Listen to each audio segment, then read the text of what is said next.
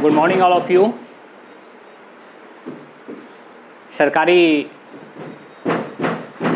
नौकरी पाने वाले एस्पिरेंट के लिए बहुत बड़ी खुशखबरी है कि बिहार में जो बीपीएससी और बिहार पुलिस की एग्ज़ाम को लेकर नोटिफिकेशन जारी हुआ है।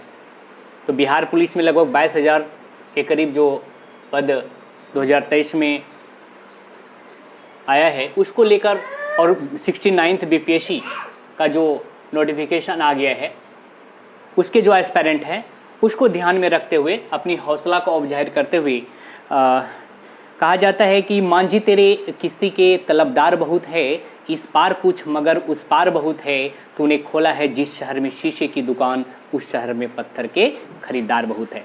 तो एग्जाम के पॉइंट ऑफ व्यू से, वो किसी भी कंपटीशन के पॉइंट ऑफ व्यू से, ये जो टॉपिक है गौतम बुद्ध, तो गौतम बुद्ध से एक जो गौतम बुद्ध का दर्शन है उसका जो कंसेप्ट है वहाँ से दो क्वेश्चन पूछे जाने की, मिनिमम 2 क्वेश्चन पूछे जाने की प्रबल संभावना बनती है। चाहे वो आप किसी भी एग्ज़ाम में, कॉम्पिटिटिव एग्ज़ाम में पार्टिसिपेशन होने जा रहे हैं तो इससे क्वेश्चन बनने की प्रबल संभावना होती है। तो गौतम बुद्ध का जन्म जो है लुम्बिनी नामक स्थान पर नेपाल में होता है। उसके पिता का नाम सुद्धोधन और माता महामाया देवी, और इसका जन्म जो है 563 ईसा पूर्व में एक छोटा सा जगह लुम्बिनी है नेपाल में, वहाँ पर इसका जन्म होता है।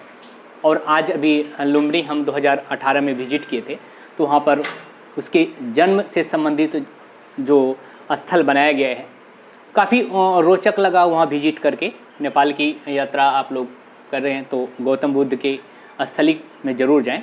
तो यहाँ पे क्वेश्चन जो बनता है कि गौतम बुद्ध जो थे वह कौन थे? वह पुनर्जन्म में विश्वास करते थे, वह पुनर्जन्म में मान्यता रखते थे, और ये थे क्या? अनिश्वरवादी थे गौतम बुद्ध। ये अनिश्वरवादी थे। इसके जो कहने का मतलब है ईश्वर में विश्वास नहीं करते थे। अगर पूछा जाए कि गौतम बुद्ध का जो बौद्ध दर्शन है वह जैन महावीर के जैन दर्शन से किस प्रकार अलग है, तो आप यहाँ पर ये होगा कि ये गौतम बुद्ध पुनर्जन्म में विश्वास करते थे, जबकि जो जैन में जो महावीर थे वो आत्मा में विश्वास करते थे। तो दूसरा चीज़ है कि समानता को देखें दोनों में, तो बौद्ध धर्म भी अनिश्वरवादी थे और जैन धर्म भी अनिश्वरवादी थे, यानी ईश्वर में दोनों विश्वास नहीं करते थे। तो अनिश्वरवादी शब्द को लेकर दोनों के मत में समानताएं देखी जाती है, जो एग्जाम के पॉइंट ऑफ व्यू से और इंटरव्यू के पॉइंट ऑफ व्यू से भी ये इम्पोर्टेंट है। दूसरा है कि बौद्ध धर्म जो उन्होंने अपनी जो भाषा का प्रयोग किया उस समय भाषा उसकी बौद्धों की भाषा क्या थी? पाली भाषा था, और वो उसका एक ग्रंथ है अंगुत्तर निकाय। और अंगुत्तर निकाय में 16 महाजनपद, पूरा भारत जो 16 महाजनपदों में 6ठी शताब्दी ईसा पूर्व में जो पूरा महाजनपद काल था 16 महाजनपदों में बांटा हुआ था, उनमें से एक महाजनपद हुआ करते थे जिसको आप अंग और मगध जनपद के नाम से जानते हैं। अंग की राजधानी जो चंपा होती थी, जो भागलपुर क्षेत्र में है। तो अंगुत्तर निकाय में, बौद्ध धर्म के अंगुत्तर निकाय एक ग्रंथ में 16 महाजनपदों का वर्णन मिलता है। तो इसमें जो त्रिरत्न का था, इसमें त्रिरत्न था बौद्ध था, धम्म और संघ, ये 3 रत्न था, बौद्ध, धम्म और संघ। अगर पूछा जाता है तो आप यहाँ से ध्यान में रख सकते हैं। इससे इम्पोर्टेंट ये होता है कि जो ये बौद्ध संगति है, बौद्ध संगति, इसके शासनकाल में 4 बौद्ध संगति होती है, और प्रथम बौद्ध संगति जो है वो कहाँ होता है? वो राजगीर में होता है। प्रथम बौद्ध संगति कहाँ होता है? राजगीर में होता है, और उसकी अध्यक्षता जो है महाकाश्यप के द्वारा किया जाता है। तो आप इस सूत्र से भी देख सकते हैं, अध्यक्षता का सूत्र है महाकाश्यप सवाकामी मौगा बसु। शासक को आप याद रख सकते हैं कैसे? अका अक, ओशे आपको अजातशत्रु, का से कालाशोक, और ओशे अशोक, और कोशे कनिष्क। देखिए कैसे होता है। तो प्रथम बौद्ध संगति जो होता है, फर्स्ट जो बौद्ध संगति होता है वह कहाँ होता है? वो आपका राजगीर में होता है, अध्यक्षता महाकाश्यप जी करते हैं। और ये कब होता है? 483 ईसा पूर्व में होता है।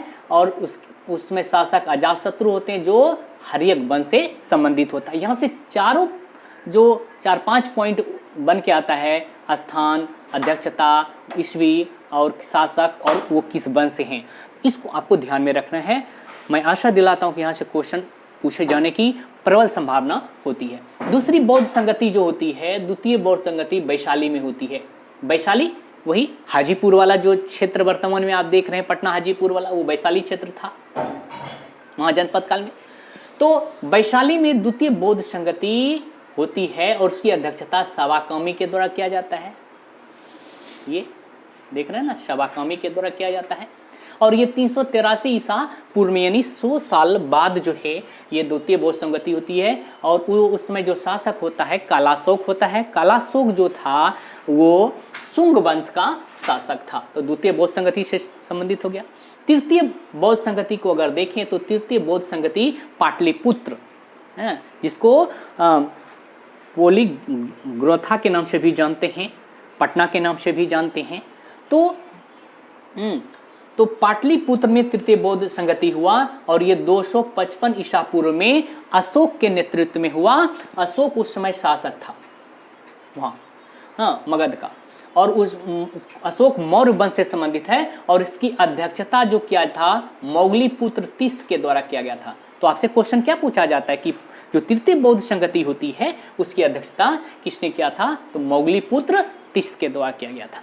चौथा जो बौद्ध संगति है वो कुंडलवन कश्मीर में होता है। कहाँ होता है? कुंडलवन कश्मीर में होता है। और ये होता है ईस्वी की प्रथम शताब्दी, यानी प्रथम शताब्दी की जो शुरुआत होती है, ईस्वी प्रथम शताब्दी में ये होता है। और इसके जो अध्यक्षता करता है वसुमित्र और उसके साथ अश्वघोष, ये दोनों इसको ध्यान में रखना है, वसुमित्र और अश्वघोष की अध्यक्षता में ये होता है। और ये इस समय जो शासक था वो कनिष्क के शासनकाल में होता है। और कनिष्क जो है किस वंश से संबंधित है? तो आपको पता है कि कुषाण वंश से संबंधित है।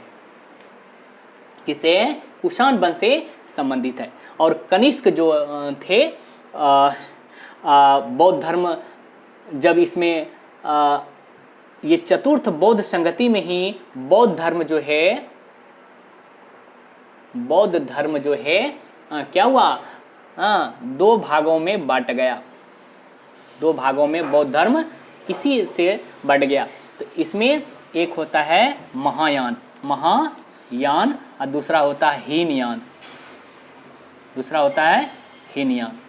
तो महायान में जो है ये कुषाण जो है, कनिष्क जो है, कनिष्क अगर पूछा जाए तो कनिष्क महायान शाखा से जुड़ा हुआ था, महायान शाखा से ये संबंधित था। तो बौद्ध धर्म का जो विभाजन किस संगति के बाद हुआ? तो चतुर्थ बौद्ध संगति।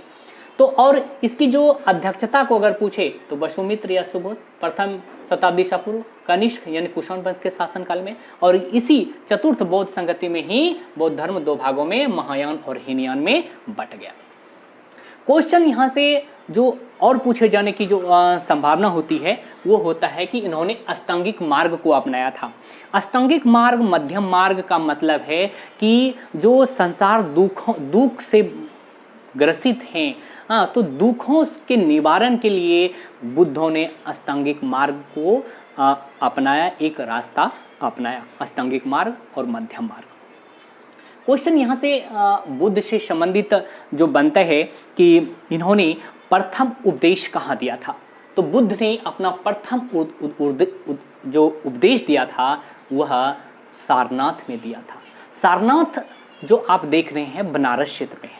सारनाथ के सारनाथ में जो ऋषिपत्तनम क्षेत्र है, सारनाथ में जो एक ऋषिपत्तनम क्षेत्र, वहीं पे जो है बुद्ध के द्वारा प्रथम उपदेश दिया गया था। क्वेश्चन आता है कि बुद्ध ने सर्वाधिक उपदेश कहाँ दिया? तो सर्वाधिक उपदेश अगर पूछता है, मैक्सिमम उपदेश जो पूछता है वो सर्वाधि से श्रावस्ती जोड़िएगा। और श्रावस्ती में सर्वाधिक उपदेश देता है। श्रावस्ती राजधानी हुआ करता था किसका? कौशल जो महाजनपद था, कौशल महाजनपद की जो राजधानी थी वह श्रावस्ती थी और ये उत्तर प्रदेश के गोरखपुर क्षेत्र में है। और यहाँ पे जो इसके प्रथम गुरु को जाने तो गौतम बुद्ध के प्रथम गुरु वो वैशाली में जब आता है तो उन्होंने वैशाली के में अपने गुरु को के रूप में उसके सामने जो है कौन आता है, तो उसका गुरु का नाम होता है, उसके गुरु कौन होते हैं, तो उसके गुरु का नाम होता है अलार कलाम। आपको याद आ गया होगा। तो इसके गुरु कौन थे? अलार कलाम। ये इसके प्रथम गुरु हैं। प्रथम गुरु ये थे, फर्स्ट, प्रथम।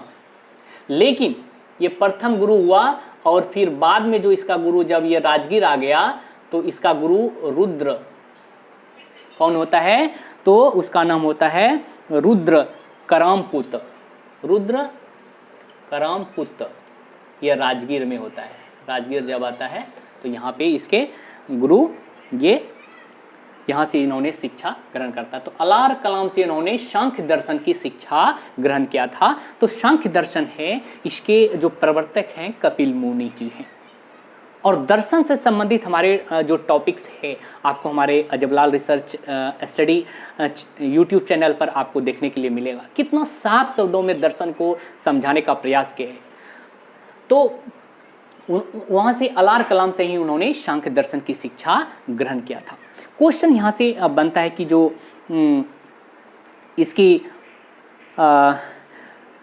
जो जब उसका प्रथम उपदेश देता है, सारनाथ में प्रथम उपदेश देता है, तो प्रथम उपदेश जो है उसका क्या कहलाता है, वह धर्म चक्र परिवर्तन के नाम से जाना जाता है।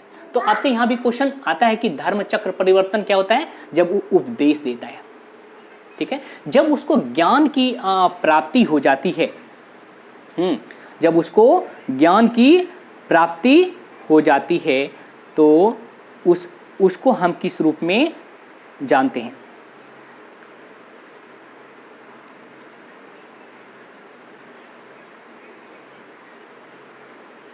तो जब उसको ज्ञान, गया में उसको ज्ञान की प्राप्ति हो जाता है। गया में कहाँ होता है, निरंजना नदी के किनारे, जिसको वर्तमान में फल्गु नदी के नाम से जानते हैं गया क्षेत्र में, और पीपल वृक्ष के निकट। जब वो गृह घर त्यागा था, यानी सिद्धार्थ जब ज्ञान प्राप्ति हुआ सिद्धार्थ को, तब वो गौतम बुद्ध के रूप में जाना गया। तो सिद्धार्थ को जब सिद्धार्थ ने घर त्यागा था तो उसको महाभिनिष्क्रमण के नाम से जाना जाता है। उसको क्या कहते हैं, महाभिनिष्क्रमण करते हैं। और जब वो जो है प्रथम उपदेश दिया तो धर्मचक्र परिवर्तन हुआ। तीसरा क्या हुआ, तीसरा आपको यहाँ पे जानने की कोशिश करते हैं, तो वो क्या होता है,